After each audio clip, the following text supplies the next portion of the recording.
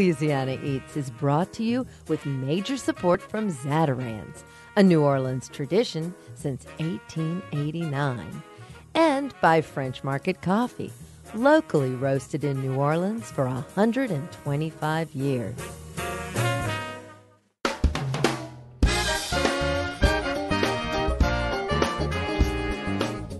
From our studios in the Southern Food and Beverage Museum in New Orleans, this is Louisiana Eats. I'm Poppy Tooker.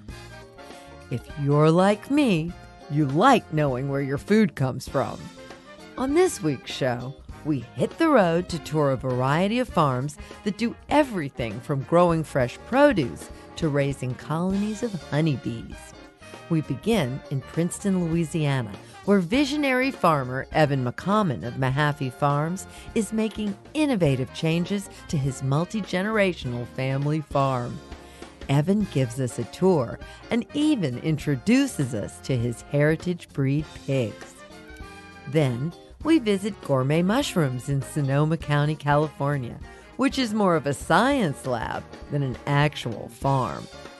And when it comes to making the sweet liquid gold that is honey, the busy bees do most of the work. As we explore the life of honeybees, don't worry, nobody gets stung. We're meeting our farmers and eating their wares on this week's Louisiana Eats.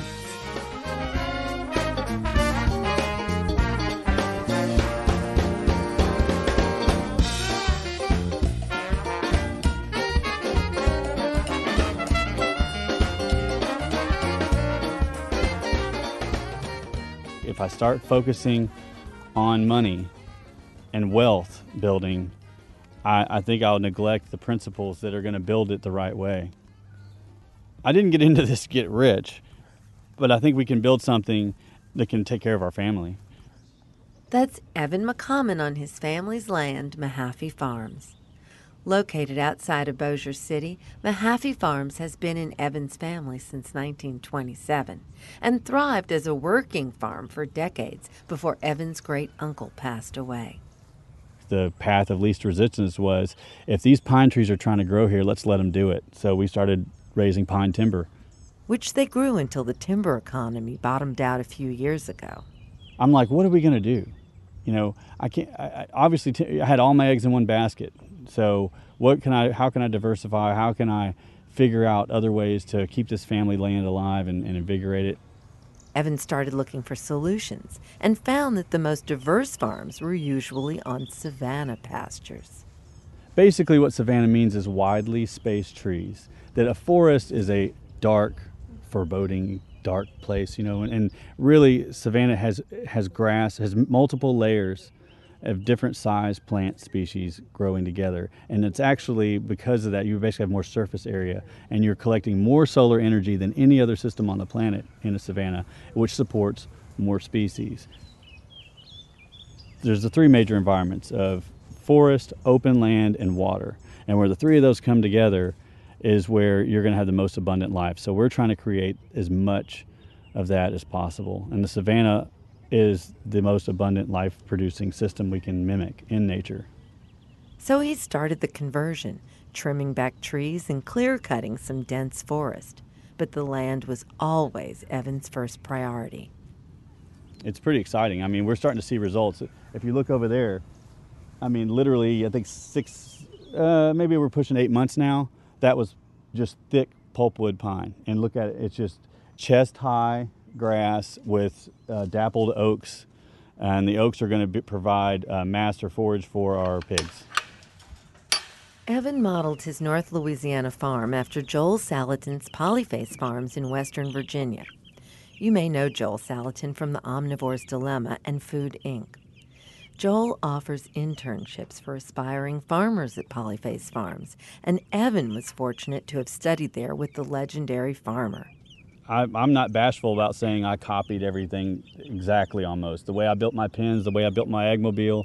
And that's kind of like, you're just copying Joel Salatin. Well, yeah, that's like a basketball player copying Michael Jordan, of course. Exactly. No need to reinvent the wheel. No, and it's working great. If you learn from great. the master. Right. Yeah. And we're making adjustments for our southern climate. It's a little bit different than the Shenandoah Valley here.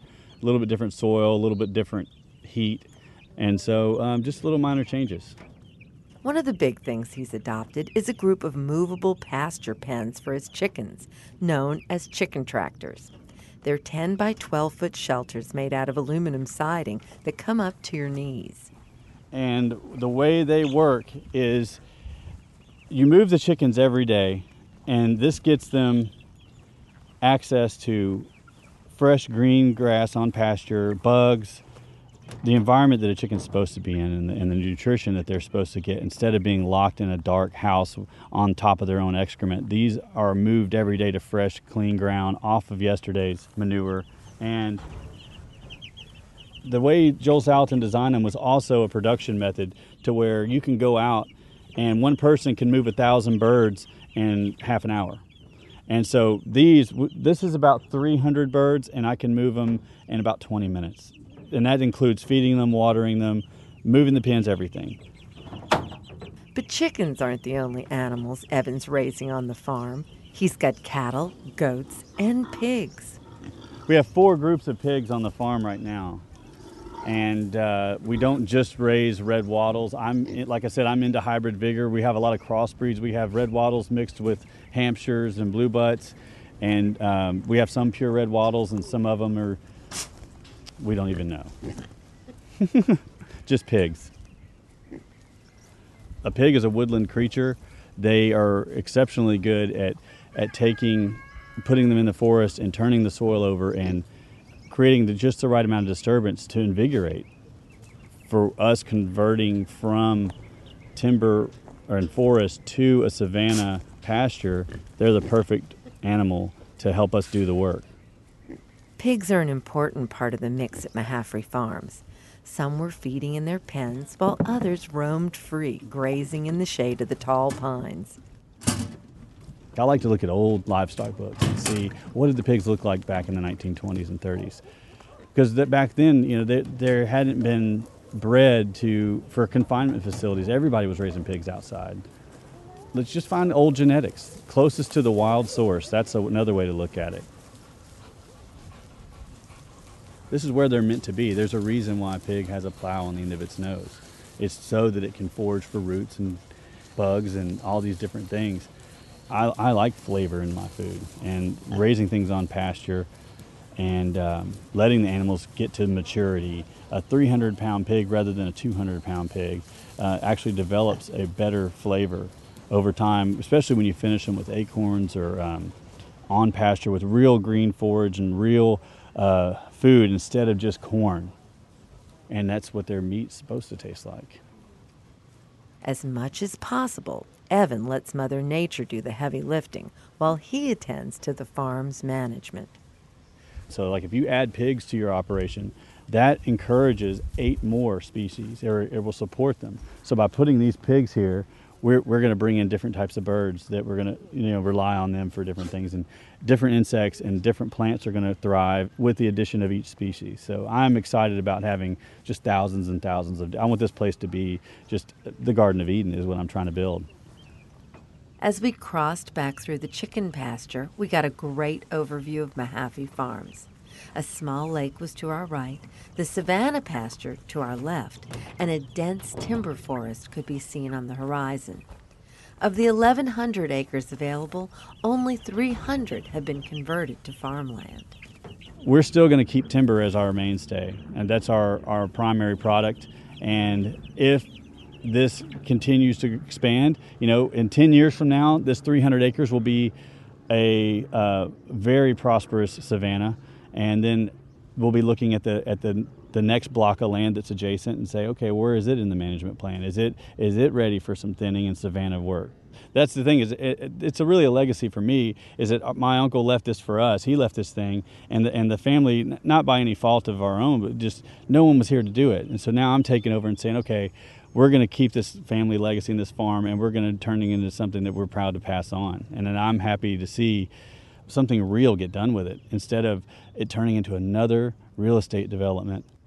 We don't want to see more suburban sprawl. We want to see sustainable agriculture sprawl is what I want to see. Evan McCommon sells fresh produce and pasteurized meats at farmers markets in the greater Shreveport area. You can also buy directly from his family farm in Princeton, Louisiana. Visit MahaffeyFarms.com for more information. I'm Poppy Tooker, and you're listening to Louisiana Eats.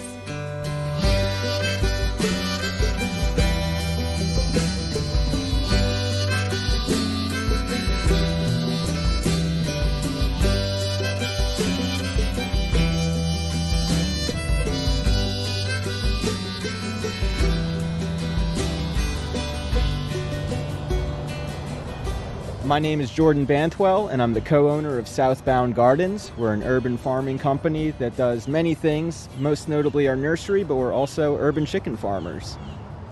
3 years ago, in the shadow of US 90 and the Crescent City connection, on a keyhole lot almost invisible from the street, Jordan Bantwell and his partner Ian Wilson started Southbound Gardens, an urban farm in the heart of New Orleans' Central City.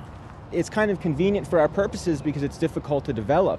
There might actually be a house here if it weren't for the inconvenient situation having it be a keyhole lot. Would you take us on a tour of your garden space? Yeah, absolutely. All right, so we have several fruit trees, many of which we were lucky enough to have planted before our time. There was a legendary gardener named Philip here long before we got to the space. And there's been a series of gardeners that have come through this place since. And it's been in our hands for the past 3 years. But we've got apple trees, peach trees, papayas, we have fig trees, we have a bay laurel, which is supplying several restaurants actually with all of their bay needs. 4 citrus trees, sugar cane, oh, there's another fig, a grapevine, blackberry patch, a couple bananas. That banana was planted when we got here. And does it yield edible bananas? It does. There's some growing that should be ripe by the fall right now. And they're unlike any banana you've ever tasted from the grocery store. It honestly tastes more like banana-flavored candy, which I always thought was such a weird flavor. I never liked it when I was growing up as a kid. I picked out the banana runts until I tried these bananas and realized that flavor actually has a real analog as far as bananas in the real world, and they're delicious. They're amazing. They're more fibrous and a lot sweeter than a regular banana. So this is shiso, also known as perilla, and shiso is a Japanese herb. It's common in sushi. This all came from one single plant. We didn't realize how aggressive it is. One single plant, and it spread across the entire farm after one season. All this right here is red leaf amaranth. Amaranth has been eaten for thousands of years, mostly for the grain. We do this one more as a leaf spinach, and we sell that to restaurants. Mountain spinach is one of the common names. No relation at all to spinach. Here we have the padron peppers, which is said to be kind of like a Mexican version of a shishito pepper. Supposedly more of a sweet than a hot pepper, but I beg to differ. It looks like you've got an enviable fig tree back there. We cut that thing way back. Figs are notorious for being cut back and then coming back stronger than ever and producing a really good crop the next year. And what's that, a little sugar cane? Yes, we're growing sugar cane. Another really easy to grow crop, actually. You just lay down a stick of sugar cane and it'll sprout roots and put up leaves and make new canes. Growing in and around the apple mint here, we have a roselle hibiscus plant, also known as a cranberry hibiscus because of the kind of tangy, almost cranberry-like flavor of the leaves and the calyxes, which are kind of the outside leaves of the seed pod. And if you taste the leaf here, it's got a wonderful flavor. It's it's kind of citrusy. Yeah, it's citrusy. It's got that tang, and it's a very nutritious plant. Really commonly eaten in Southeast Asia, and we're happy to be sharing it here in Southern Louisiana. Any chefs catch on with this yet? We just started marketing it. We're probably going to be giving out some free samples to let them see what they can do with it, but it's great cooked down or raw in a salad. One thing we're trying to do here is maybe stretch people's palates a little bit and introduce plants they're maybe not necessarily used to, but that might actually grow really well in our climate and could become really suitable to our culinary culture. So you all do a CSA year-round? Yes, we do. We have a year-round growing season, so why not do a year-round weekly produce box? people can sign up for any number of increments starting from a month all the way up to 3 to 6 months. And you can sign up on the website, or you can just drop us a line via email, and you can come pick it up whenever we're at the farmers market. We're usually at the Saturday Crescent City Farmers Market downtown in the CBD, as well as the Thursday market in the American Can Company parking lot in Mid-City. We also open up the nursery on Sundays. You can come visit us there, pick up your box, and do some plant shopping. Oh, that's great fun. And for those of you who might want to come visit you on Sunday, where do they come? So that's 4221 South Robertson. That's uptown near Ferret and Napoleon. We open up the nursery every Sunday from 10 to 1. Thanks so much, Jordan. Yeah, no problem. Thank you, Poppy. Jordan Bantwell, co-owner of Southbound Gardens.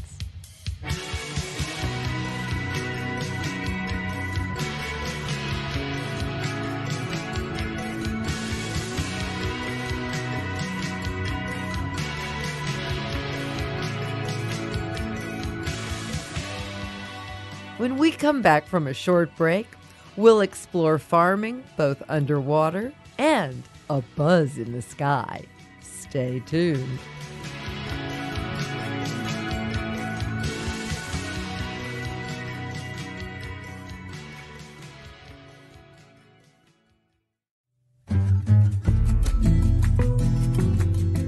I'm Poppy Tooker, and you're listening to Louisiana Eats, edible content for Louisiana food lovers.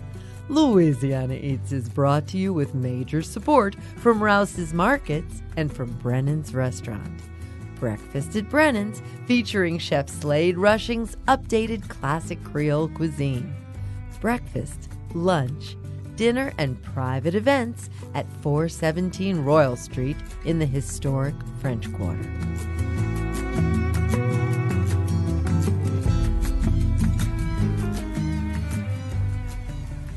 In Grand Isle, Louisiana, the Guero family farms Louisiana oysters that have lived their whole lives without ever touching the muddy bottom.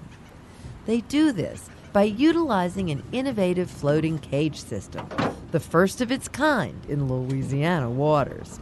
I could not resist a trip to see the family-run Caminada Bay Premium Oyster Company in action. We joined Marcos Guero and his son Boris aboard their compact bay boat for a morning out on Caminada Bay. Okay, we're going to the farm, Caminada Bay Premium Oyster Farm. It's right there by Caminada Pass, in front of the island, close to the bridge, actually. It's a plot. It's like a park that the Port Commission with Wildlife and Fisheries and all the legislators from Louisiana make it happen, because it was no legislation before, so no one can have aquaculture in the state. This is the first time. The law passed, I think, in 2012. So in 2013, we started doing the process, the paperwork, and then actually in 2013, we approved and started doing the infrastructure, did the anchors on the bottom of the sea, put the submarine lines and all the infrastructure that we need in order to grow these oysters. Tell me a little bit about the seeding process that you take part in. Okay, we buy the seed from the hatchery, and then we put it in a nursery on land, After they reach 4 millimeter, we start putting in the field. And from that time, it takes about 10 months probably to be market size. And the beauty of this one is that the place where we are, it gave this unique flavor to these kind of oysters. The bay is so rich in flavors, wild, flour, oyster, herbs inside, the sea salty, the texture is great what happens over there at the bay. And being on the first 12 inches of the surface, that's where the most of the nutrients of the sea are. So they grow faster that way. They grow in cages. The cages protect them from predators, so we don't have to worry about that. They don't have to worry about predators. Now, in order to get this nice shape, we have to flip the cages once a week. So that's a lot of hard work and take a lot of time because we have to wait until for a nice day, a day that is not raining or it's not too many waves. They call this drying position. It's in a drying, so the oyster get dry. So it prevents the bio falling to form and also incrustation on the shell. It prevents, so that's why you see the oyster coming later on so clean.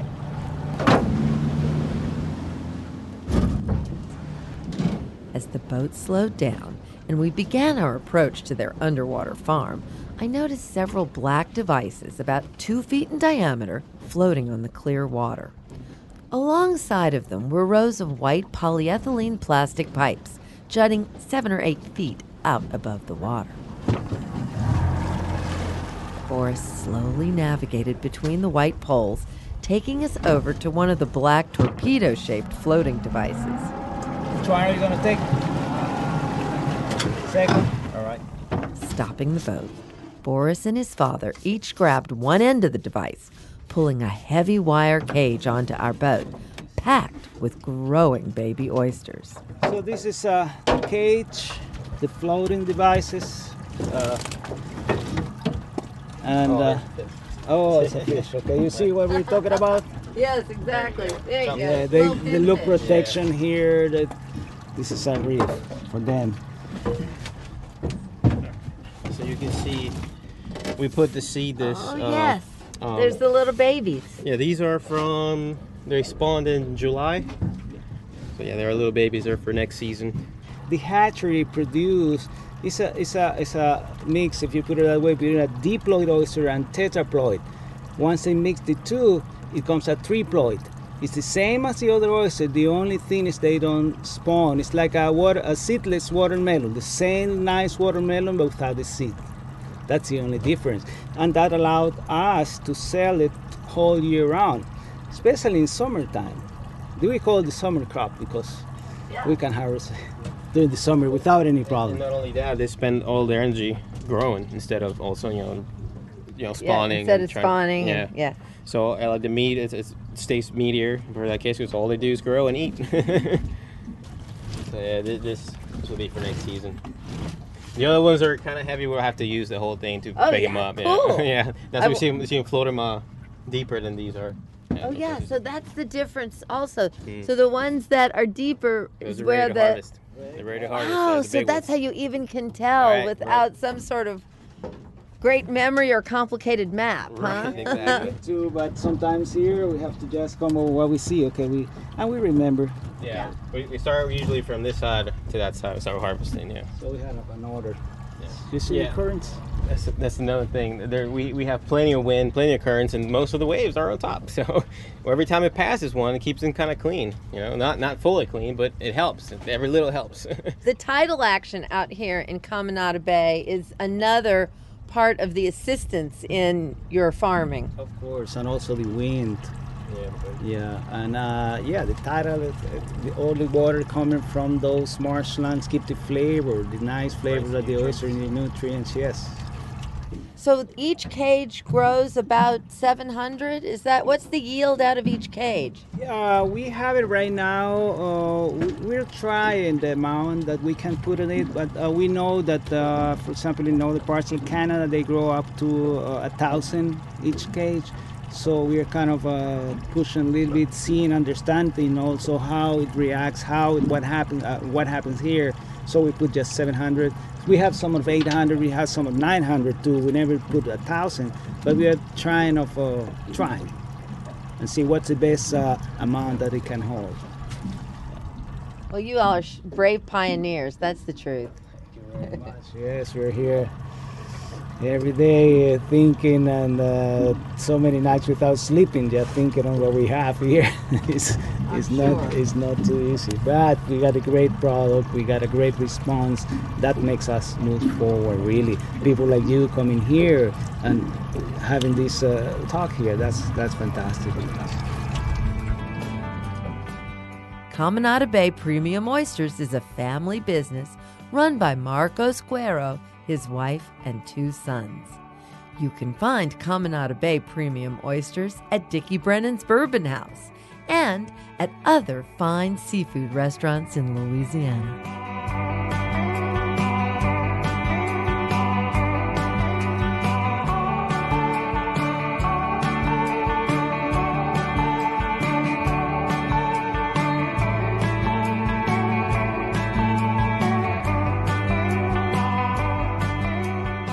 During our visit to Napa Valley for the American Harvest Workshop, Louisiana Eats made a stop at Marshall's Farm, located in the Cakebread Cellars Vineyards.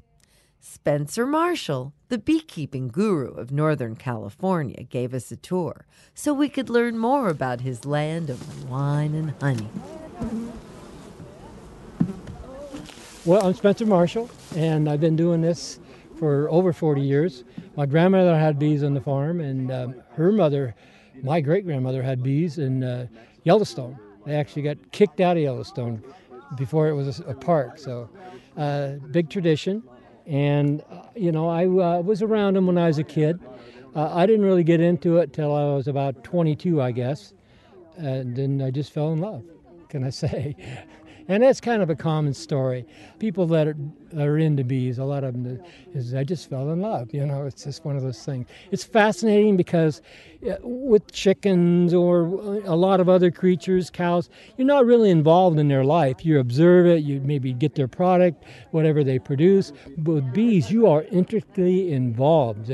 You're involved with keeping them strong like a doctor. They have lots of diseases, reproducing, changing the genetics with the queens.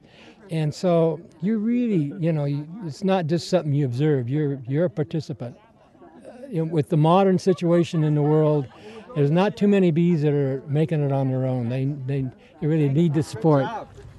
How much of an effect have you seen from the bee colony collapse issue?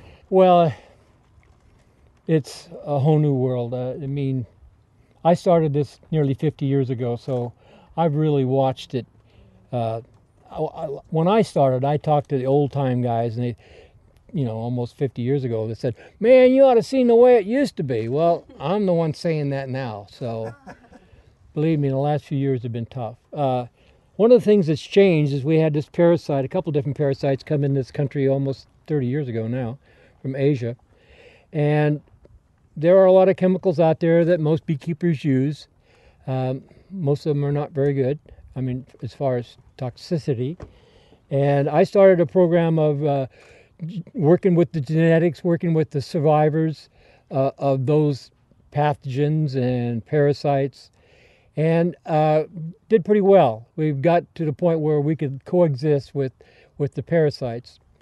And because there's a behavior pattern called a clean gene that very fastidious. They get in there, they groom each other, they clean out the infected cells.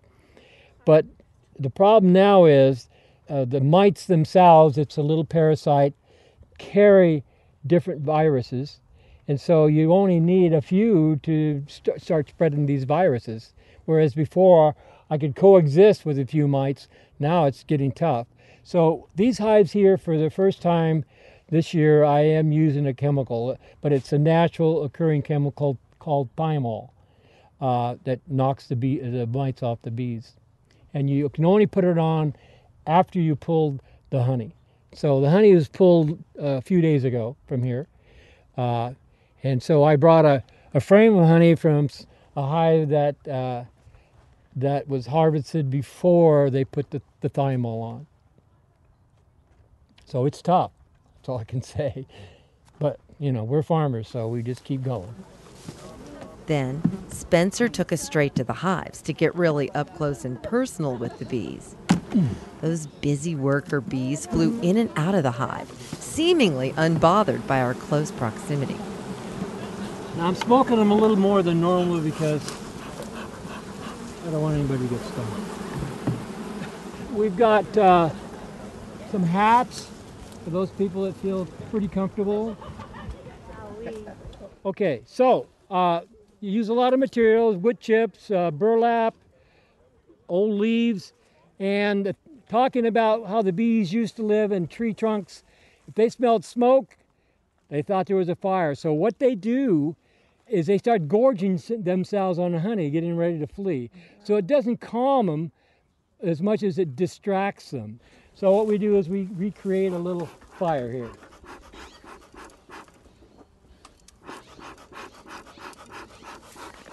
So these are 2 hives here.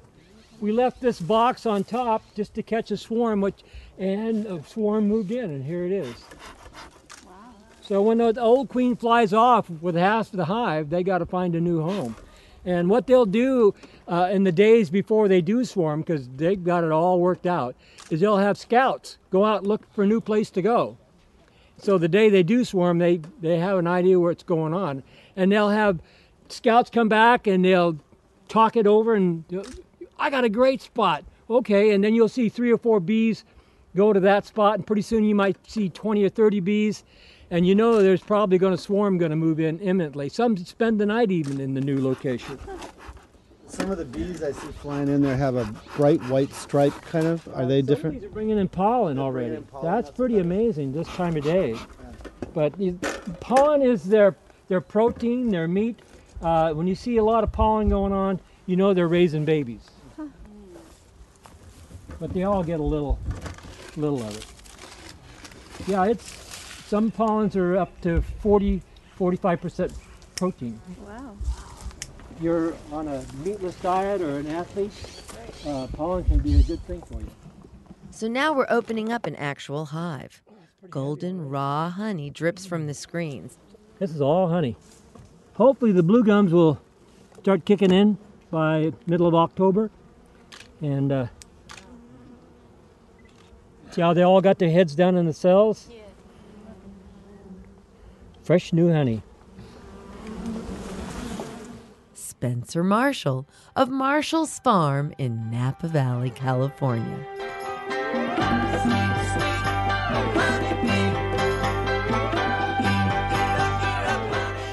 How can honey be substituted for sugar in recipes? We'll answer that question when we come right back.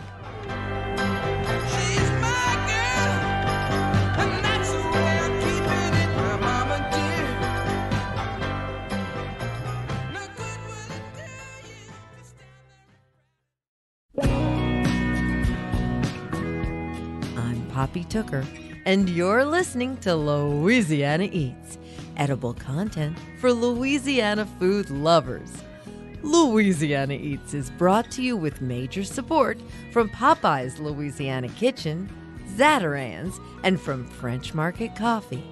French Market Coffee's premium blend beans are locally roasted in small batches, creating a coffee that can only be called New Orleans bold.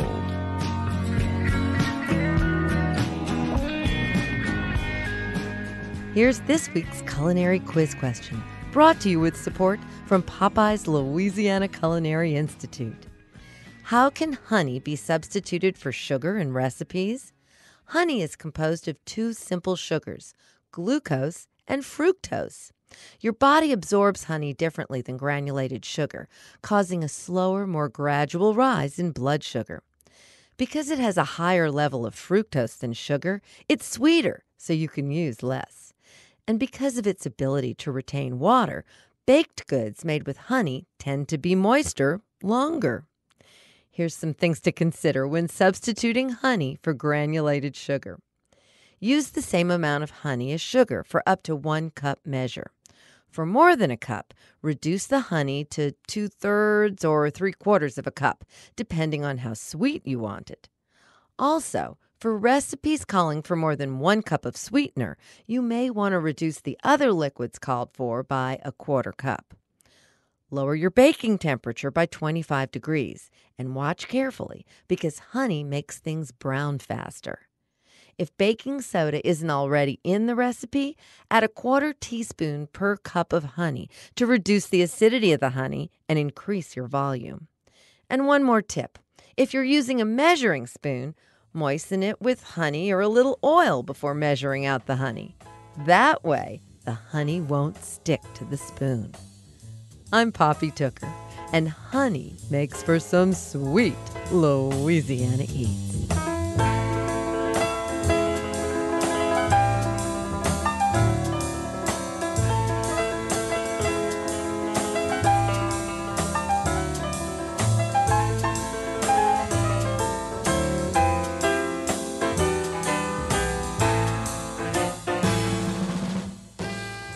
Gourmet Mushrooms was founded in Sonoma County, California in 1977. It was a small farm selling specialty mushrooms to restaurants in the San Francisco Bay Area. Since then, the company has expanded in size and distribution, harvesting 8 different varieties of organic mushrooms for specialty food wholesalers, gourmet grocers, and restaurants all across America. As part of a 4-day seminar at the American Harvest Workshop, Louisiana Eats was invited with chefs, journalists, and other food enthusiasts to tour the gourmet mushroom farm and learn about their cultivation process. Upon arriving, we were greeted by our guide, Chef Liaison Bob Engel, who began with a joke to break the ice. So my rule is this: if I don't know the answer to a question, I will make it up, because that's the way my dad taught me. On the other hand, if I ever say I don't know, that means I can't tell you, I'm sorry. I'd have to kill you if I told you. So I don't know means I can't tell you, and any other answer I give may or may not be true. You'll never know. Okay. So let's start the tour. We're going to head all the way around to the opposite corner of the building because I want you guys to see it in chronological order, the same way that the mushrooms see it. Wow. Mind your step. This is agriculture. When we arrived at the building, we were welcomed by a pleasant aroma coming from a ribbon blender, mixing together ingredients called substrate, the food mushrooms need to thrive. So from this point here, you actually see both ends of the process. There we have raw materials coming in, mostly sawdust. We're currently getting our sawdust from a lumber mill in Wisconsin. It's red oak sawdust. There are also some other things that we put in, soybean hull, wheat bran, okara for some varieties, which is the spent material from making tofu. The process is entirely organic. There's no pesticides used. There's no artificial fertilizers of any sort. So at this point here, we've got raw materials coming in. This is a batch of materials being mixed up for the morning's run. At that end there, you can see all of those bottles. The mushrooms have been harvested from those bottles, and we're going to take that substrate out of there, goes into the dump truck, goes to a company that makes soil amendments. Everything that comes out of the farm goes back to the soil. We're going to go around the corner now, and let's see what they're doing. Around the corner, we watched as a machine packed the prepared substrate into groups of small plastic bottles as they moved down a conveyor belt. People have been growing mushrooms on wood for thousands of years, and the original system was to drill a hole in a log, fill it with mycelium, and wait for that log to give the mushroom enough food that it will push up the part we want to eat. Somebody in the 50s in Japan started experimenting with using sawdust instead of a wood log. We're pre-chewing the food for the mushroom. Mushrooms that would take a year to start on a solid log, we can grow here in 7.5 weeks. Because the mushroom gets to envelop each grain of sawdust and just chomp up the food and do what it wants to do. We're not growing from seeds. Mushrooms don't have seeds. We're not growing from spores. We could, but it's a little more complicated than we need to be. We're growing mushrooms from mushroom. We're going to take this sawdust substrate and we're going to sterilize it. That's a pressure cooker. 14 pounds of pressure, 240 degrees of temperature. All of our substrate is sterilized. So this machine here takes that sawdust from the ribbon blender that we started at, puts it into bottles one at a time. Using a plastic bottle, we can use the bottle over and over and over again, and even at the end of its cycle, when it starts to degrade or crack or something, we can still recycle it because it's not all that hard to clean. We also put a little divot stick down the center of each jar so that when we add the starter, the inoculant, that little bit of mycelium that we're going to start things from, instead of just growing from the top down, some of it drops down the middle and it grows from the inside out. Much more efficient that way.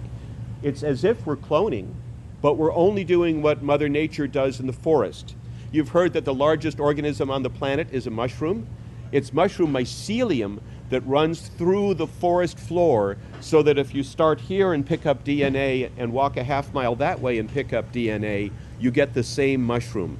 Each one of these bottles becomes a core of forest floor. We myceliate it with a little bit of the thread of the mycelium that we've kept either in a super cold, like -70-degree freezer. That's where we keep our library so we never lose track of these strains.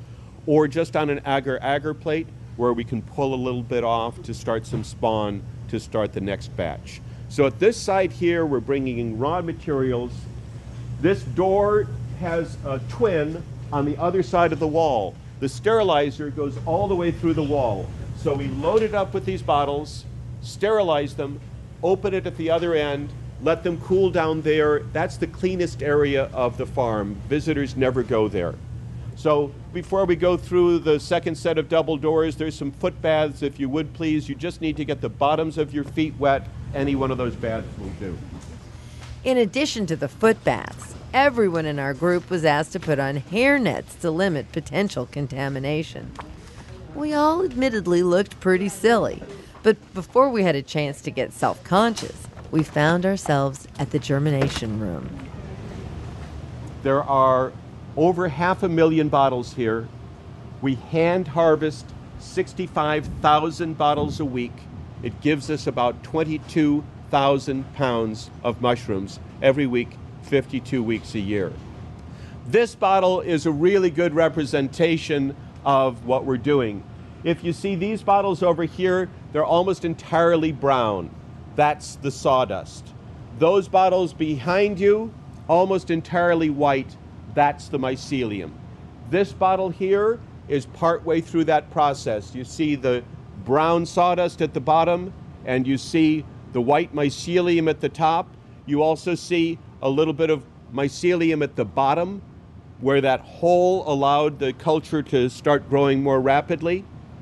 That stuff there, this stuff here, this white fuzzy stuff, that is the mushroom. The thing that we eat is not a mushroom. The thing that we eat is the fruit of the mushroom. It is the apple, not the apple tree. This is the apple tree.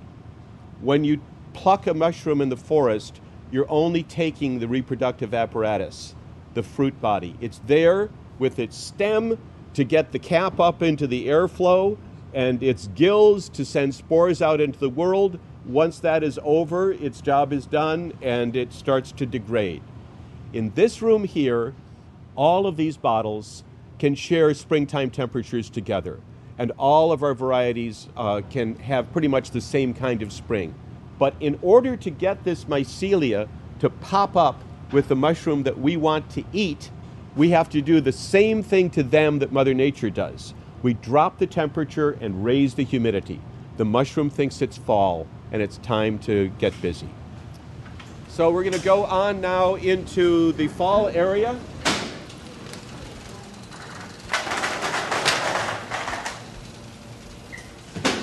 In the next room, the bottles of mycelium moved down a conveyor belt where they were turned upside down, and the contents at the tops of each bottle were scraped off. So this machine here does a process called kinkake. In cuisine, we steal words from the French that we can't say in English. Sauté, roux. In the mushroom industry, we steal words from the Japanese, because there's no word for kinkake in English. What it's doing is it's scraping off the top about 1/2 inch. It's the driest spot and it's the hardest spot. It's been exposed longest to the air. If there's any little contamination that's gotten in, it might be right there. So by scraping that away, we make it easier for mushrooms to come through. As we go around the corner, take a look at the modest but impressive level of technology. Every room has a CO2 meter on it. Every room has humidity and temperature dialed in for the mushroom that will give the best product. At the old farm, we had to take many different varieties, and it was like roommates at college. They might not like the same music, but they had to share a room. Here, we're able to take each mushroom and give it just the conditions that are going to make it flourish. As we go in, we're going to sort of do a conga line. So there's a corridor, and you can go down the right-hand side and come back up the left, and that way we all fit inside.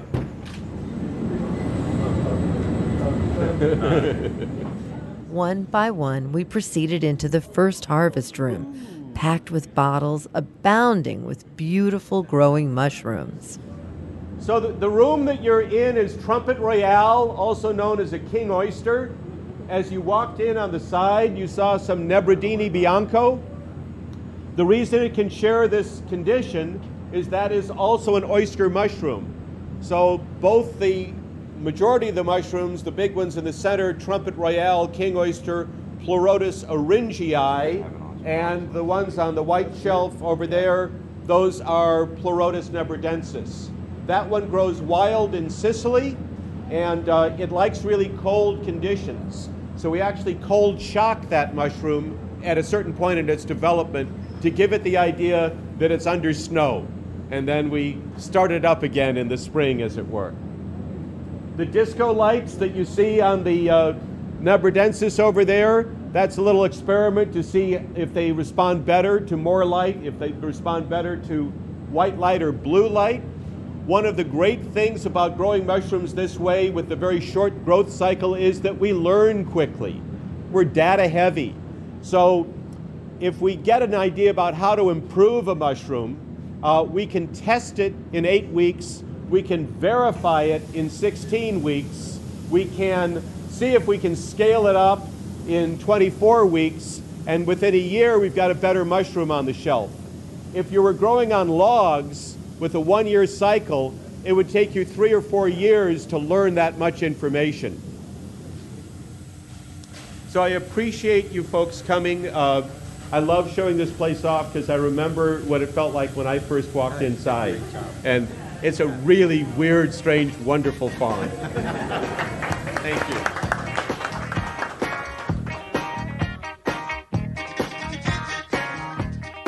Bob Engel, Chef Liaison at Gourmet Mushrooms.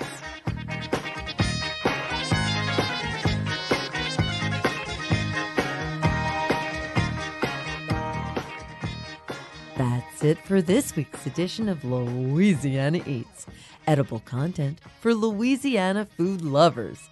Join us next week when we talk with Julian Nicolini, famed co-owner of New York's Four Seasons restaurant. We were greeting them every day. We were giving hard time to our guests every day, and they just loved it. A hard time to the guests? Of course. Like, how do you mean? Well, you have to punish them. Because, you see, when they go to their offices and so on, they're all surrounded by yes men. Right. Forget it. When they go to a restaurant, they should have a little of their own medicine, you know.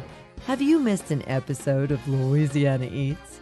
Hear today's show or catch up on previous editions anytime online at itsneworleans.com, where you can also subscribe to the podcast and take us with you wherever you go.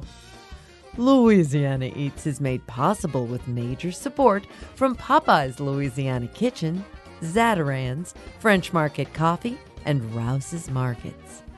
Additional support for Louisiana Eats is provided by the Shreveport-Bossier Convention and Tourist Bureau and from the Palace Cafe, home of crab meat cheesecake, white chocolate bread pudding, and the Black Duck Bar, sporting the largest rum collection in New Orleans, located in the historic Werlein Music Building on Canal Street.